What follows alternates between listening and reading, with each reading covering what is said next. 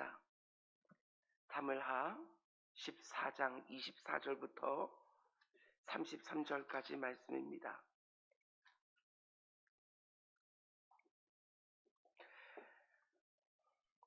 사무엘하 14장 24절부터 33절까지 말씀입니다. 우리 25절부터 27절까지 세 개 구절만 우리 한 목소리로 함께 읽겠습니다. 온 이스라엘이 가운데 압살롬같이 아름다움으로 크게 칭찬받는 자가 없었으니 그는 발바닥부터 정수리까지 흠이 없음이라. 그의 머리털이 무거움으로 열말마다 깎았으며 그의 머리털을 깎을 때에 그것을 달아본즉 그의 머리털이 왕의 저울로 200세겔이었더라. 압살롬이 아들 셋과 딸 하나를 낳았는데 딸의 이름은 다말이라.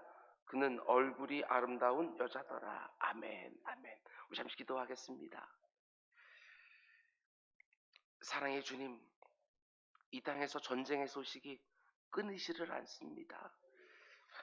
서로 사랑하고 용서하고 이해하고 받아들이고 서로 아끼고, 아버지 하나님께서는 분명하게 말씀하시지만 눈에는 눈, 이에는 이. 아버지는 그 말씀만 딱 붙들고 도무지 서로를 받아내지 못하는 세상입니다. 내 주 아버지 하나님, 이 세상을 용서하여 주시고 그 가운데 속에 그 날카로워진 마음을 주님께서 누그러뜨려 주셔서 아버지 더 이상 사람들이 죽지 않도록 주님께서 인도하여 주셨어서 이스라엘과 하마스 사이에 전쟁의 위기가 아버지는 최고조로 올라가 있는 아버지는 상황입니다. 주님, 극적으로 아버지는 그 가운데 속에 아버지 하나님 서로가 한 걸음 밀러서는 일이 역사가 있을 수 있도록 주님께서 인도하여 주시옵소서. 이곳에서 기도할 때 그곳에서 하나님 역사하는 것들 꼭 볼 수 있도록 주님 인도하여 주시옵소서. 오늘 이 새벽에도 주의 크신 은혜 날마다 감사드립니다 하고 또 감사의 제목으로 하루를 시작하는 심령이 있습니다. 내 주 아버지 하나님, 그의 삶 가운데 범사가 감사하다는 것이 무엇인지, 내 기도에 들어주셔도 감사하고 응답해 주지 않으시고 기다리게 하셔도 감사하다는 것이 무엇인지 늘 그 입술을 통하여 고백되어 줄 수 있도록 인도하여 주시옵소서.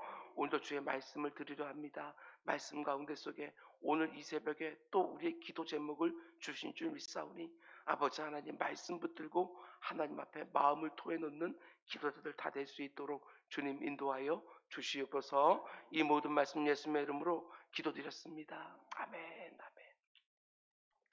여러분 잘 오셨습니다. 오늘도 좋은 날이 좀 있습니다. 아멘. 아멘.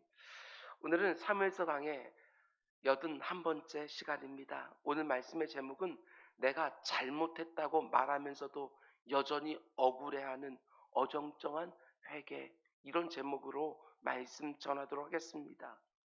우리는 어제 새벽에 아버지 다윗의 어정쩡한 용서, 불완전한 용서에 대해서 함께 생각해 보았습니다. 오늘은 압살롬의 어정쩡한 회개, 불완전한 회개에 대해서 또 함께 생각해 보려고 합니다. 자기 동생 다말을 강제로 취하고 집에서 쫓아버린 이복형 암논을 압살롬이 죽였습니다. 그리고 아버지 다윗을 두려워하여 자신의 외할아버지 그수랑 달메의 집에 도망을 쳤습니다.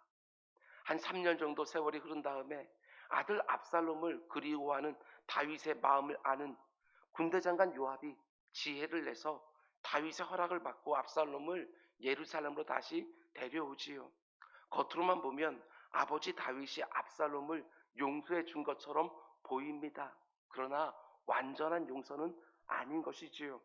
도망간 아들 압살롬을 불러오긴 했지만 무려 2년 동안이나 얼굴을 보지는 않습니다. 용서해 주긴 했지만 사랑해 주지는 않는, 용서해 주긴 했지만 관계를 회복하지는 않는 아버지 다윗의 불완전한 용서. 그래서 아들 압살롬에게 결국 어떤 일이 일어나게 되는지 오늘은 그 부분을 함께 생각해 보려고 합니다.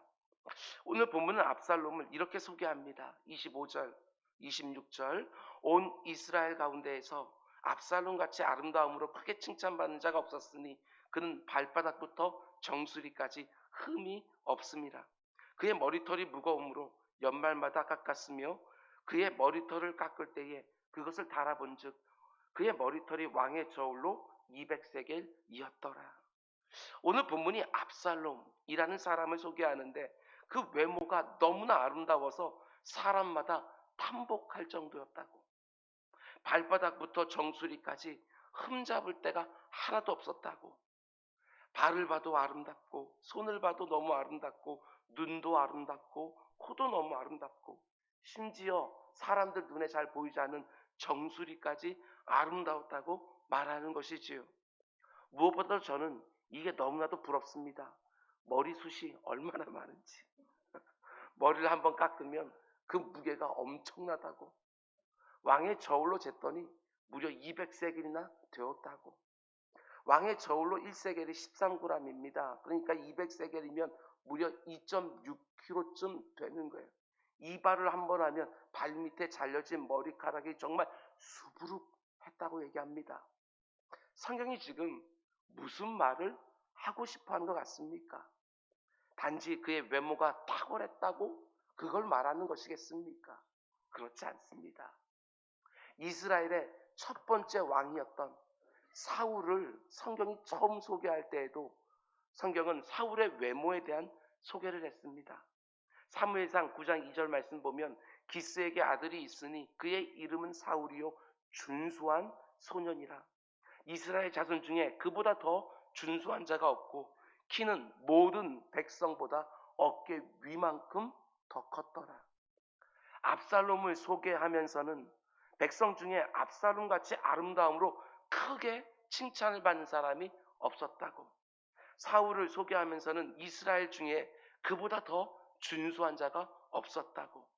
외모로만 보면 너무나 매력적인 사람들이지요. 여러분, 그런데 하나님은 뭐라고 분명하게 말씀합니까? 사무엘상 16장 7절 말씀 보면 여호와께서 사무엘에게 이르시되 그의 용모와 키를 보지 마라. 내가 이미 그를 버렸노라. 내가 보는 것은 사람과 같지 아니하니 사람은 외모를 보거니와 나 여호와는 중심을 보느니라. 내가 보는 것은 사람이 보는 것과 같지 않다. 사람은 외모를 보지만 나는 사람의 마음 중심을 본다. 어떤 분들은 이 말씀을 가지고 농담 삼아 이렇게 말하기도 합니다. 봐라, 성경도 사람은 외모를 본다고 말하지 않느냐. 그러므로 나는 외모를 본다. 그런 말이 아닌 것이지요. 외모만 보고 그 사람이 어떠할 거라고 속단하지 마라. 이런 말이지요. 오늘 본문이 압살롬의 외모에 대해서 말합니다. 사람의 중심을 보시는 하나님이 외모에 대한 이야기로 압살롬을 소개하고 있는 거예요. 뭘 말하고 싶은 것입니까? 너무나 완벽해 보이는데 압살롬의 치명적인 문제가 무엇입니까? 마음 중심이 비뚤어져 있는 거예요. 외모는 흠잡을 데가 없지만 중심에는 흠투성. 그걸 말하는 것이지요. 하나님 앞에 중심이 바르지 않아요. 바깥으로 볼 때는 완벽합니다. 너무나 많은 것들이 모든 사람들에게 사랑을 받는 제목이 되고 있어요. 근데 문제는 마음 중심을 보시는 하나님 앞에서 압살롬은 조금도 바르지 않습니다. 특별히 어떤 면에서 하나님 앞에 압살롬이 바르지 않았습니까? 곧바로 이어지는 27절 말씀 보면 잘 보십시오.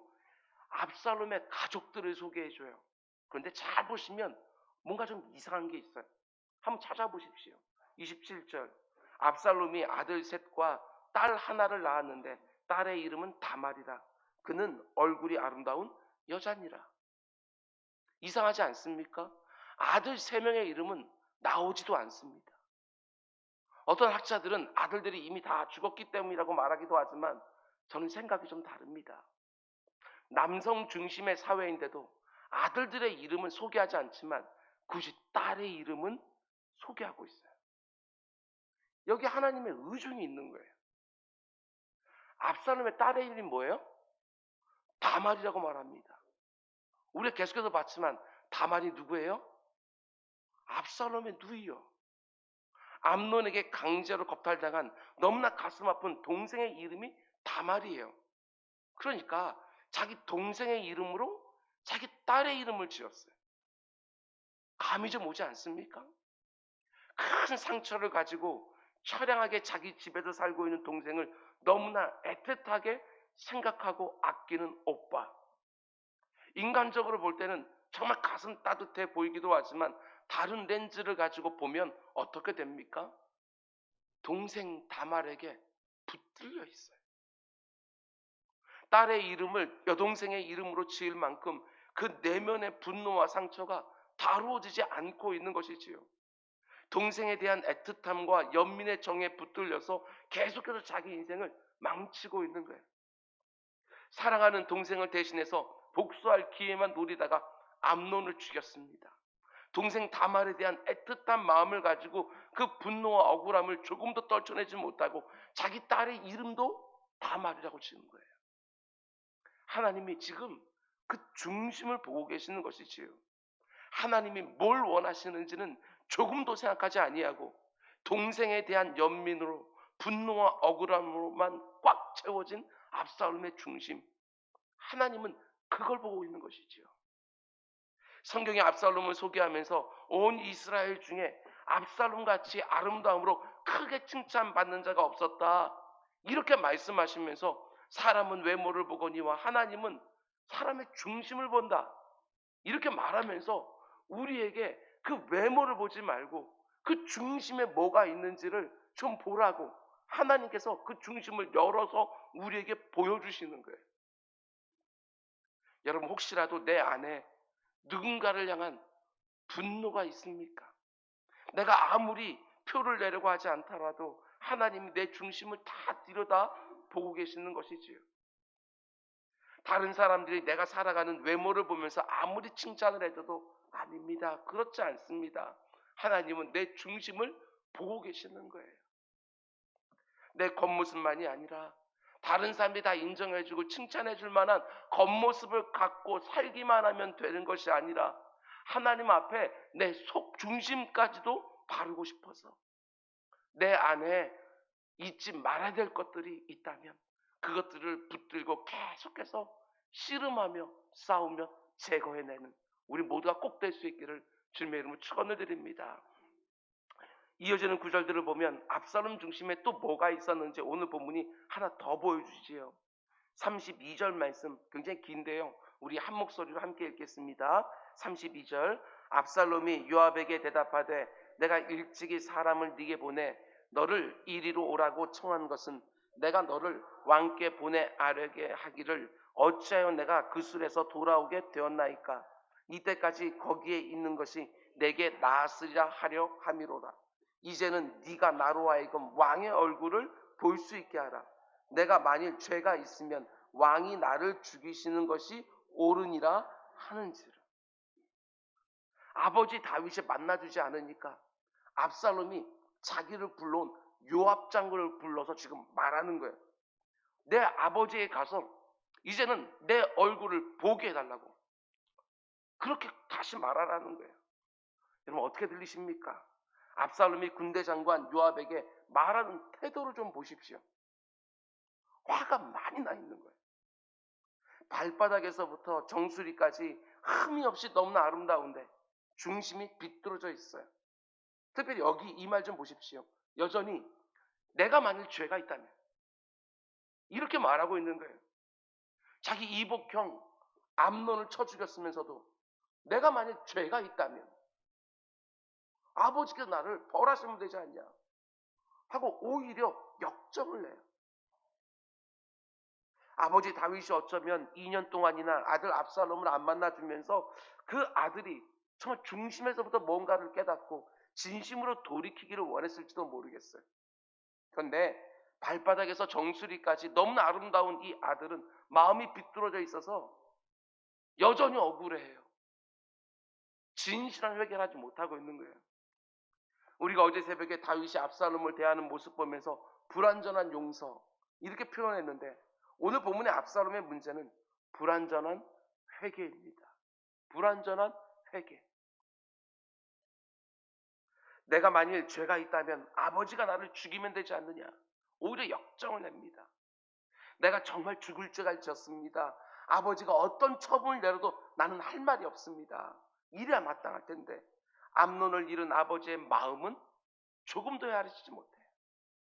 아들을 잃은 아버지의 마음은 조금도 헤아리지 못하면서 오직 자기 동생 다말만 생각하고 있는 거예요. 지금 압살롬의 모습이 어떻습니까? 동생에게 일어난 일에 대한 분노와 원한과 억울함만 딱 붙들고 자기 인생의 모든 것을 다 풀어가는 거예요. 그 분노와 억울함에서 모든 인생이 다 결정되고 있는 거예요. 그러니까 당연히 자기가 이복형 암논을 죽인 일이 얼마나 중하고 악한지는 전혀 생각하지 못하고, 암논이요, 너무너무 악해요. 그런데 암논은 다윗의 첫째 아들, 얼마나 애정이 있겠어요. 그 아들을 잃은 아버지의 마음은 조금도 생각하지 말고 못하고 끝없이 자기 마음만, 자기 동생의 억울함만, 그러면서 자기를 합리화시키면서 온전한 회개는 하지 못합니다. 불완전한 회개지요. 자기의 마음은 돌아보지 못합니다. 왜 나를 오라고 해놓고 만나주진 않을까?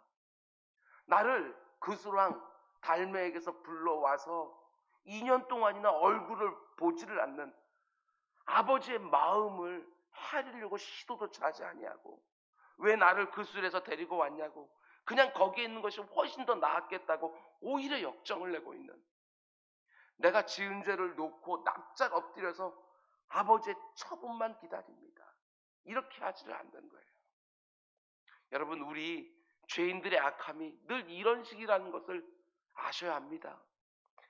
내가 잘못한 것은 맞지만, 아니 그렇다고 아버지가 나를 2년 동안 안 만나주는 거, 이거 너무한 것 아니냐, 이러면서 지금 불완전한 회개, 어정쩡한 회개의 모습을 보여주는 거예요.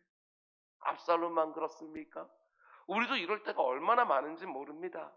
내가 지은 죄를 놓고 하나님 앞에 딱 엎드려서 나는 입이 10개라도 할 말이 없습니다 하고 처분만 기다리고 있어야 되는데, 그렇게 하지 아니하고 내 논리만 내세우고 내 억울함만 내밀 때가 너무너무 많은 것이지요. 인생이 참 악하지 않습니까? 진짜 악합니다. 압살롬이 그 악한 인생의 모습을 정확하게 보여주는 것이지요. 내 논리는 또박또박 주장하지만 상대방의 마음은 조금도 헤아리려고 하지 않는, 내가 암논형을 죽인 것은 잘못한 것이지만 아버지가 그렇다고 나를 이렇게까지 안 만나주는 거, 이건 아니지 않습니까? 하면서 내 논리는 또박또박 주장하지만 상대방의 마음을 조금도 헤아리지 못하는 것. 아버지도 비난하고 자기를 데려온 요압 장군도 비난하고 어떤 형태로든지 자기만 옳다고 주장하는 압살롬의 삐뚤어진 마음이 다 드러나고 있는 거예요. 여러분, 이렇게 많은 재능을 가지고 압살롬이 그 중심이 발랐다고 한다면 얼마나 하나님을 영화롭게 하고 다른 사람들을 복되게 할 수 있었을까? 많은 사람들이 보내주는 지지가 있지 않습니까? 사람을 끌어당기는 매력이 있지 않습니까? 그것 가지고 하나님을 영화롭게 하고 사람들을 복되게 하려면 정말 요긴하게 쓰임받았을 사람인데, 그 탁월한 재능을 가지고 여러분 오히려 많은 것들을 다 어그러뜨리고 있는 압살롬의 모습을 보게 되었습니다. 압살롬에게 있는 아름다움, 전부 다 하나님이 주신 복 아닙니까? 너무너무 귀한 것이지요. 그런데 마음이 비뚤어져 있으니까 그 모든 것들이 아무런 소용이 없어요. 그 탁월해 보이는 것이 오히려 사람들을 해코지하는 일에 쓰임받는 거예요. 이게 얼마나 안타까운지 모르겠어요. 내가 지은 죄에 대한 깊은 애통하는 마음을 가지고 하나님과 사람 앞에 깨어진 마음으로 서야 하나님이 내게 주신 모든 복이 사람을 살리고 영혼을 복되게 하는 축복의 도구가 될 텐데, 압살롬은 자신의 특출한 재능과 외모를 바라보는 사람들에게 받는 지지, 사람들에게 받는 사랑, 그것만 붙들고 망하는 길로 막 치닫아요. 아버지에 대한 분노, 동생에 대한 연민의 정, 사람들이 자기 외모를 보면서 보내주는 지지와 사랑, 그런 것들만 붙들고 더 큰 악을 행하는 길로 치닫고 있는 거예요. 하나님이 이런 모습을 보면서 죄 없다 하지 않습니다. 우리 인생들은 자기 동생을 그렇게 해코지한 암논을 죽인 그 복수를 보면서 속이 시원해하면서 어느 정도 이해가 된다, 이렇게 말할지 모르겠지만 하나님은 절대로 죄 없다. 이렇게 말하지 않습니다. 우리가 그저께 본 것처럼 하나님께 모든 심판의 권한이 있는데 그것을 가로채서 내가 직접 심판하려고 하는 거 하나님이 절대로 죄 없다 하지 않습니다. 인생이 얼마나 악한지 자기 논리만 내세우면서 자기 죄는 온전히 회개하지 아니하고 끝없이 내가 그렇게 할 수밖에 없었던 그 상황들을 얘기하면서 합리화하고 있는, 억울해하고 있는, 여러분 가끔 성도님들께 이런 얘기를 들을 때가 있습니다. 목사님, 제가 잘못한 것은 분명하지만 그 사람이 나한테 이렇게 한 것은 너무 심한 거 아닙니까? 저는요, 이렇게 정말 말하고 싶습니다.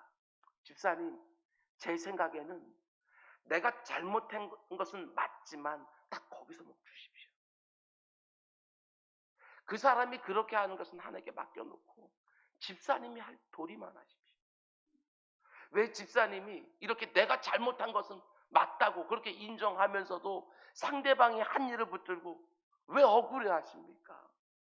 그 사람은 하나님께만 딱 맡겨놓고 집사님이 해야 될 도리, 용납하고 용서하고 사랑하는 거, 거기까지만 하십시오. 어머니 모태에서 나올 때부터 죄인으로 태어나서 죄를 더하며 사는 인생들은 자기 죄를 온전히 회개하고 돌이키려고 하지 않습니다. 자신의 억울함만 붙들고 상대방을 정죄하기를 즐거워하고, 그래서 내가 지은 죄에 대한 충분한 애통이 모자라는 것이 여러분과 저에게 있는 문제지요. 상대방의 허물을 강조하면 강조할수록 내가 지은 허물은 약화되어지는 것처럼 하나님은 절대로 그렇게 보지 않습니다. 다 정확하게 따로따로 바라보십니다. 네 할 도리만 하라고. 여러분 어느 자리에 있습니까? 다윗처럼 압살롬은 불러오긴 했지만 만나주지는 않는 자리, 불완전한 용서, 어정쩡한 용서, 아니면 압살롬처럼 자기 죄라고는 보지 않고 아버지가 못했던 거, 형이 했던 악행만 늘 생각하면서 내가 한 악행은 끊임없이 합리화하고 자기 딸 이름까지 다말이라고 붙여주고 있는 불완전한 회개, 어정쩡한 회개, 혹시 그런 자리에 있지는 않습니까? 아닙니다. 그러면 더 큰 불행이 만들어집니다. 내 마음 중심까지 열어서 그 사람을 용서하고 받아내는 완벽한 용서. 다른 사람들의 잘못만 이야기하면서 내 잘못은 약화시키는 것이 아니라 다른 사람들의 잘못은 하나님께 맡겨드리고 내 모습을 정직하게 토설하는 완전한 회개. 그래야 악한 죄의 사슬이 거기서 딱 멈추게 되어지는 것이지요. 용서하되 얼굴은 안 보고 회개하되 억울함은 가득한, 그게 아니라 용서했다면 이제 다시 사랑하기 시작하고 회개했다면 이제 다시는 그 일을 마음 가운데 담아놓고 있지 않는 완전한 용서와 완전한 회개로 하나님이 허락하신 모든 관계 속에 진정한 화목을 이루어가는 여러분 우리 모두가 될 수 있기를 주님의 이름으로 축원을 드립니다. 우리 기도하겠습니다. 사랑의 주님, 이 땅을 살아가면서 많은 관계들 속에 있지만 우리의 10년 가운데 얼마나 앙금이 많은지, 용서했다고 하면서도 앙금이 남아있고 회개했다고 하면서도 억울함이 남아있을 때가 얼마나 많은지, 내 주 아버지 하나님, 우리의 속중심이 하나님 앞에 바를 수 있도록 오늘도 내 마음 가운데 무엇이 들어있는지 하나님 앞에 하나씩 하나씩 꺼내놓는 시간 될 수 있도록 인도하여 주시고, 아버지 하나님, 나만 그렇게 하는 것이 아니라 저 사람은 이렇게 했습니다 라고 말하지 않고 그 사람은 하나님께만 온전히 맡겨놓고 내 중심을 먼저 살피는 우리 모두가 다 될 수 있도록 주님 인도하여 주시옵소서. 이 모든 말씀 예수님의 이름으로 기도드렸습니다. 아멘.